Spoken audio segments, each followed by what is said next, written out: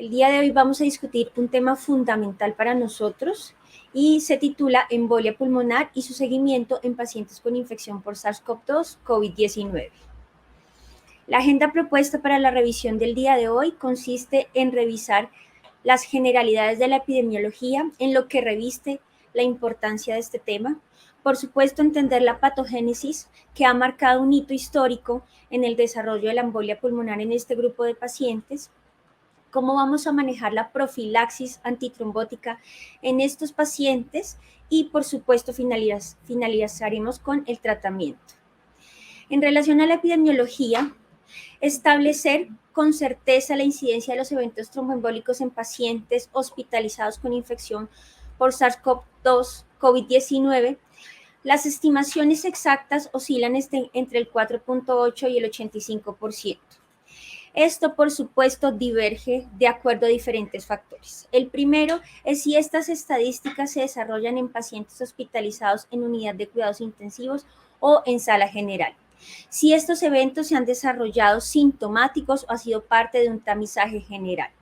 Si estos pacientes fueron diagnosticados con una imagen o fue una sospecha clínica que no se logró confirmar, dado los importantes obstáculos que hemos presentado en este episodio de pandemia, en el que los exámenes diagnósticos no están completamente disponibles por algunas contraindicaciones.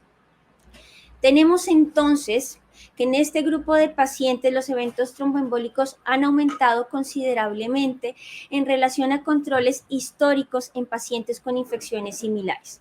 Tenemos una descripción de caso de más de 34,000 casos en un registro nacional francés en el que compararon un periodo de 2 meses de ingresos hospitalarios por infección por COVID-19 comparados con dos meses de seguimiento en el año previo de la pandemia en una infección por influenza. Y vemos entonces que los eventos trombóticos fueron considerablemente mayores en pacientes con infección por SARS-CoV-2.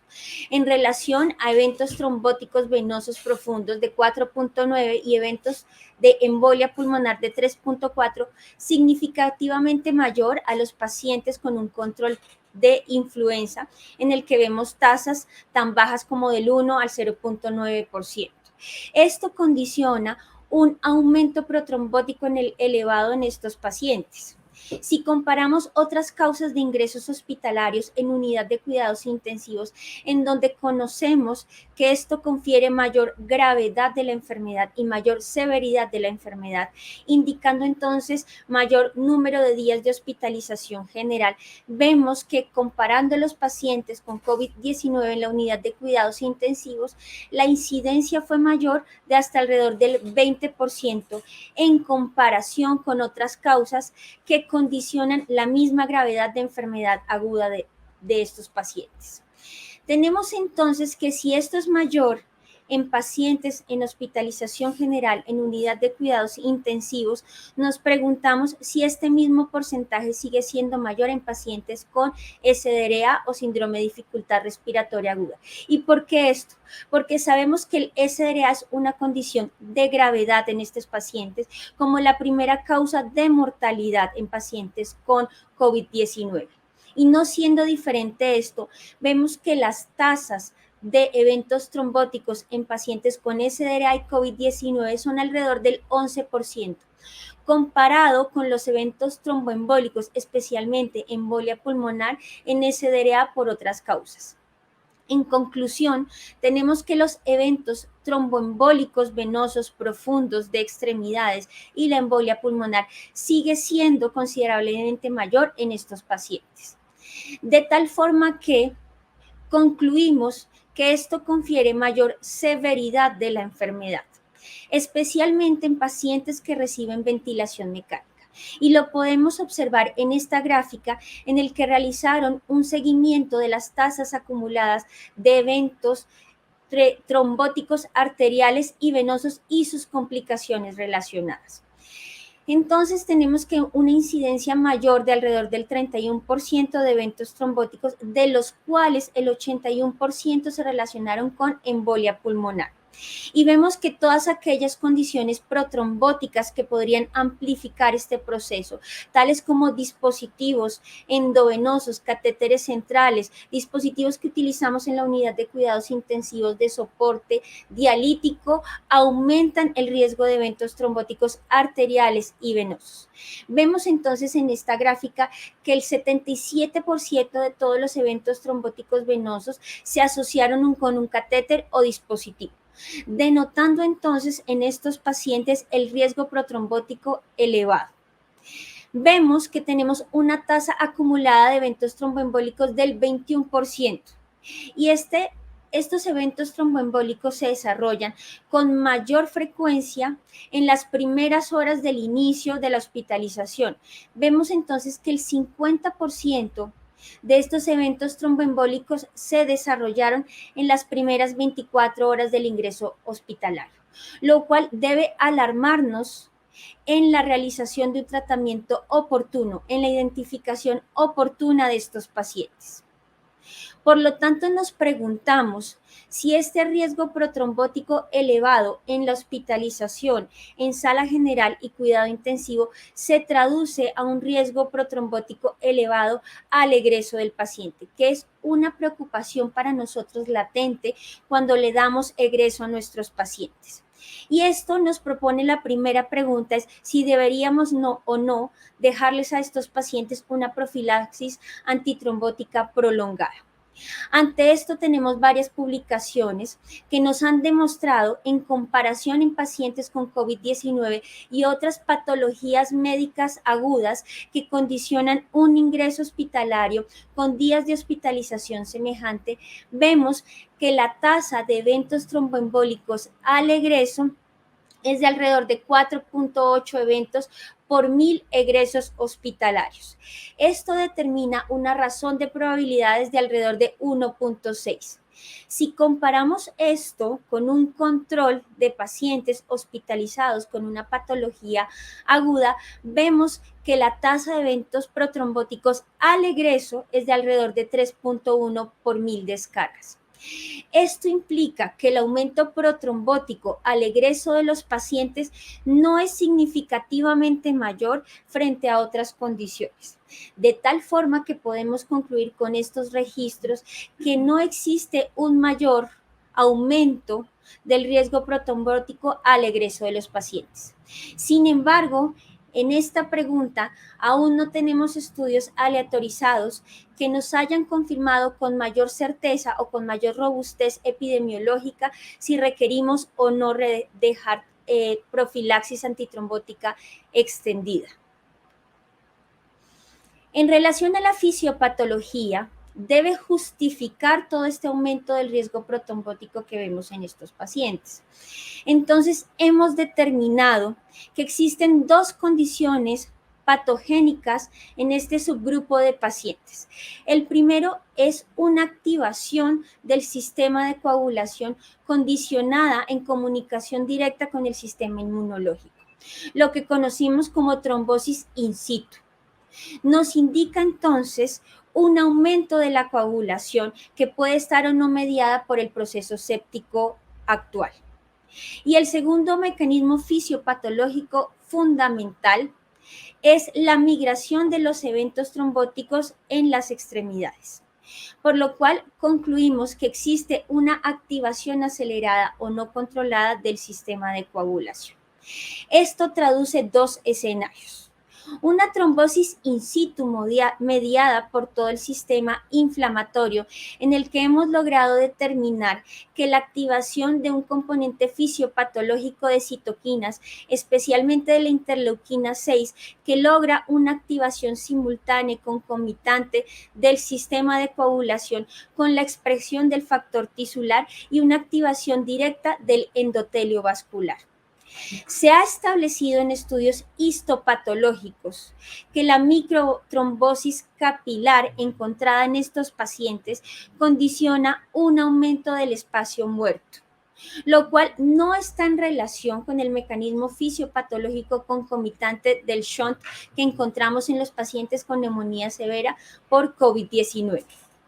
Adicionalmente a esto, vemos una elevación de factores de coagulación tales como el fibrinógeno, el factor 5, el factor de von Willebrand.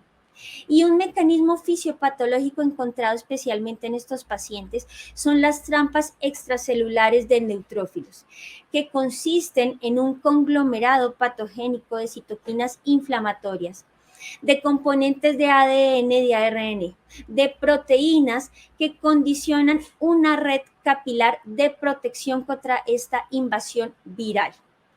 Este componente estéril que protege contra la invasión viral condiciona un efecto protrombótico in situ dentro del lecho capilar. Y estos efectos protrombóticos no solo son visibles en el pulmón y en el lecho capilar pulmonar, son visibles estas microtrombosis en el hígado, en el miocardio, en todo el componente endotelial por invasión directa viral en el endotelio. Por supuesto, tenemos en consecuencia una activación acelerada de todas las plaquetas. Y esto, por supuesto, se traduce en un evento protrombótico fundamental. Entendiendo este fenómeno de la inmunotrombosis, hemos determinado si esto se asemeja o tiene un comportamiento clínico parecido a la coagulopatía inducida por sepsis o a la coagulación intravascular diseminada, que implica una microangiopatía trombótica que ha sido descrita en sepsis y en pacientes con SDRA por causas diferentes a COVID-19. Y vemos entonces en esta tabla cómo encontramos el comportamiento fenotípico diferente de la coagulopatía por COVID versus la coagulación intravascular diseminada o la coagulopatía inducida por sepsis.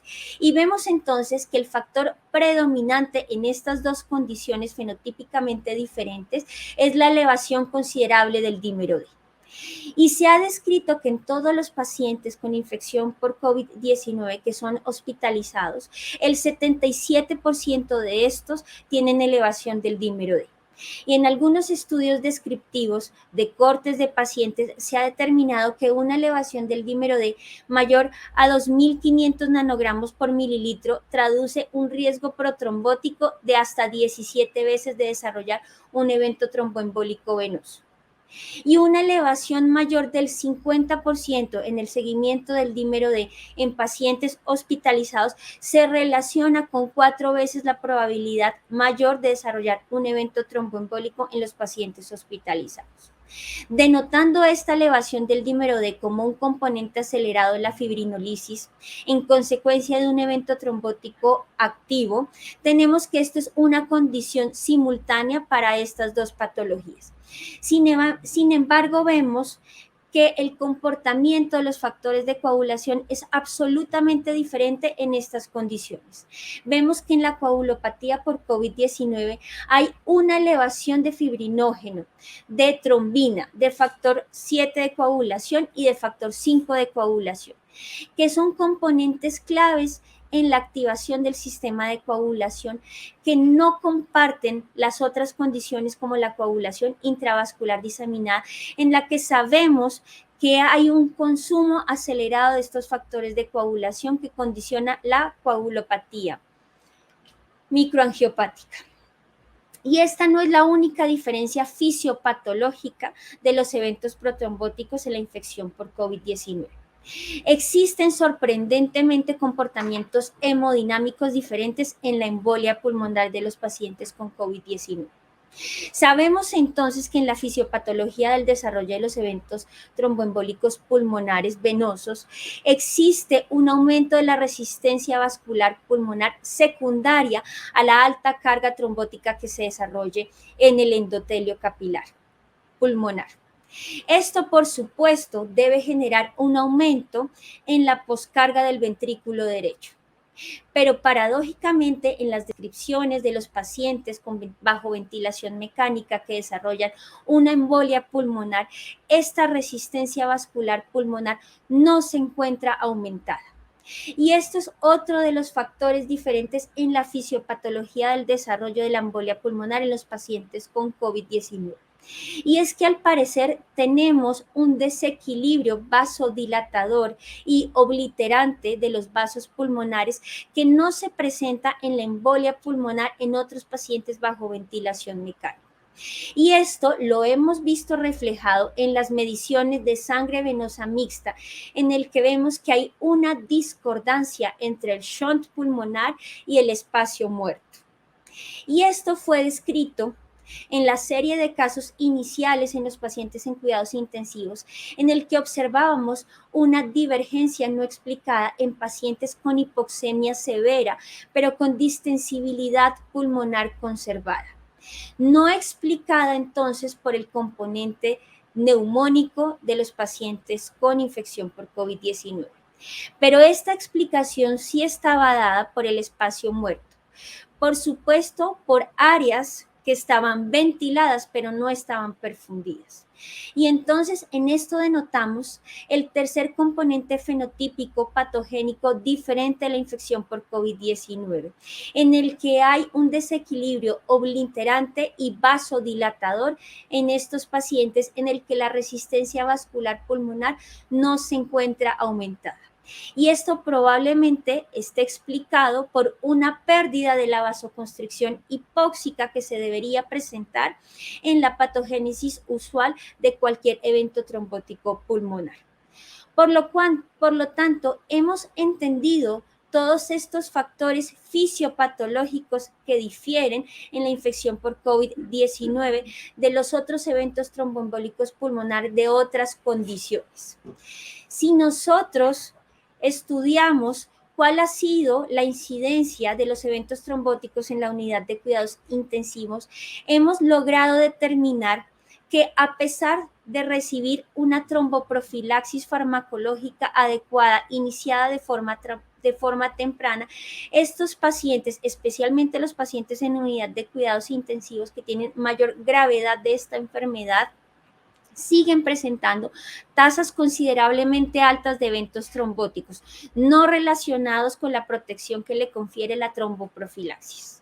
Por lo cual hemos establecido que en series de casos en los que se ha realizado una tamización activa buscando eventos trombóticos en pacientes en unidad de cuidados intensivos, la incidencia de trombosis venosa profunda ha sido descrita hasta del 30% de los pacientes. De estos, afortunadamente, solo el 7% de los pacientes presentaron una trombosis venosa proximal en miembros inferiores. Esto entonces denota la alta carga trombótica que no está siendo controlada con las dosis usuales que utilizamos de tromboprofilaxis. Por lo cual planteamos la siguiente pregunta: si las dosis que utilizamos de tromboprofilaxis confieren la protección para los pacientes con esta fisiopatología diferente de los eventos trombóticos. Y esto entonces lo vemos en estas gráficas en la que hemos determinado que el inicio temprano, oportuno, en las primeras 24 horas de la tromboprofilaxis farmacológica en los pacientes con COVID-19 traduce cambios de mortalidad. Se ha descrito una disminución de la mortalidad de hasta el 37% a 30 días por todas las causas cuando la tromboprofilaxis se inició de forma temprana versus no iniciarla.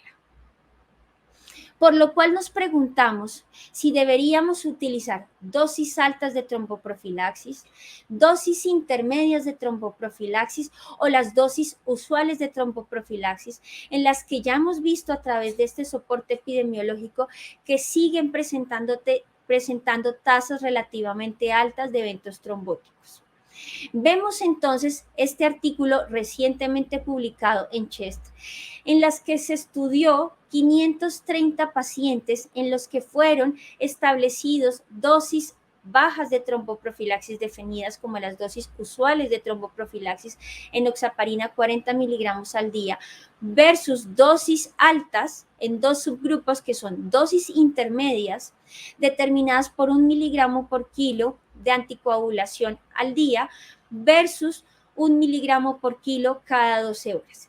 Y se determinó entonces que los pacientes que recibían dosis intermedias y dosis altas de tromboprofilaxis tenían menos eventos tromboembólicos que los pacientes que recibían la dosis usual de enoxaparina 40 miligramos al día, sin que esto implicara un aumento de las complicaciones hemorrágicas en estos pacientes. Sin embargo, este estudio descriptivo tiene una limitación y es que no se considera un ensayo clínico.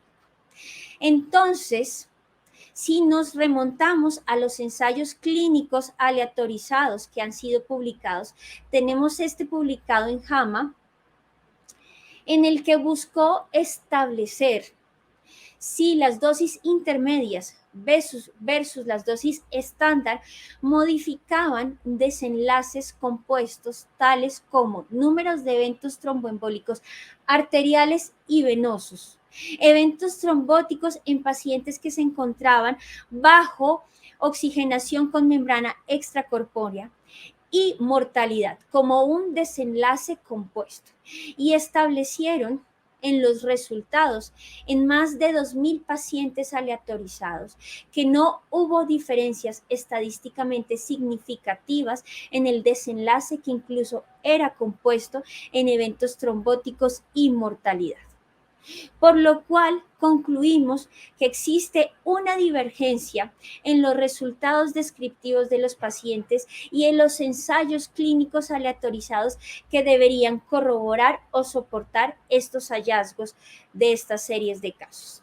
Por lo cual concluimos que existe una incertidumbre latente en relación a qué dosis de tromboprofilaxis deberíamos establecer para disminuir esta carga trombótica de estos pacientes. En relación al tratamiento, por supuesto, la anticoagulación sigue siendo el pilar de tratamiento de estos pacientes. Y la estratificación del riesgo como la herramienta clave de estos pacientes no difiere en el manejo de la embolia pulmonar, teniendo en cuenta que el paciente que presenta parada cardíaca o que requiere soporte vasopresor o inatrópico se considera un paciente de alto riesgo, candidato inmediato para terapia de reperfusión por la alta carga de mortalidad y morbilidad que tienen estos pacientes. Y esto no ha cambiado en relación a los pacientes sin COVID-19. Estratificamos el riesgo y lo clasificamos en riesgo alto, riesgo intermedio y riesgo bajo. Y para esto tenemos las mismas herramientas diagnósticas y pronósticas de los pacientes con embolia pulmonar, determinadas por las guías internacionales de seguimiento y tratamiento de la embolia pulmonar. Tenemos entonces que clasificamos al paciente de acuerdo a los hallazgos ecocardiográficos con biomarcadores cardíacos de disfunción ventricular derecha. Y utilizamos las mismas escalas de clasificación de riesgo, tales como PESI. Y lo clasificamos en riesgo intermedio si tenemos biomarcadores positivos o signos ecocardiográficos o angiotomográficos de disfunción ventricular derecha. Estos pacientes deben ser vigilados clínicamente de forma estricta para anteponer la probabilidad de desenlaces desfavorables. Y definimos entonces si requerimos o no una terapia de reperfusión. En los pacientes de bajo riesgo pueden ser seguidos en salas de hospitalización general. En relación al tratamiento anticoagulante, tenemos que la primera estrategia de tratamiento sigue siendo la heparina no fraccionada, la heparina de bajo peso molecular y el fondaparinose. Y los nuevos anticoagulantes orales los dejamos para pacientes de bajo riesgo que pueden ser tratados de forma ambulatoria. Y la pregunta que debemos establecer es si las terapias de reperfusión trombolíticas en la embolia pulmonar traducen desenlaces fundamentales en cambio de mortalidad. Y tenemos un bache de incertidumbre porque aún no tenemos publicados ensayos aleatorizados que soporten esta evidencia. Tenemos descripciones de casos en los que se ha determinado que la terapia trombolítica podría modificar los desenlaces de mortalidad, entendiendo perfectamente el mecanismo fisiopatológico protrombótico microcapilar pulmonar que genera estos cambios. Estas dos descripciones de casos, de serie de casos, han determinado mejoría en la oxigenación en pacientes con SDRA, cambios en la ventilación mecánica y disminución en los días de hospitalización en cuidados intensivos y en sala general. Sin embargo, considerando que son serie de casos, no podemos concluir si una terapia de reperfusión en estos pacientes de alto riesgo, especialmente en pacientes bajo ventilación mecánica con SDRA, esto podría traducir cambios en mortalidad.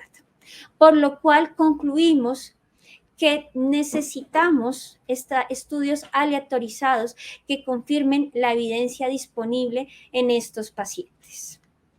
Gracias por la asistencia.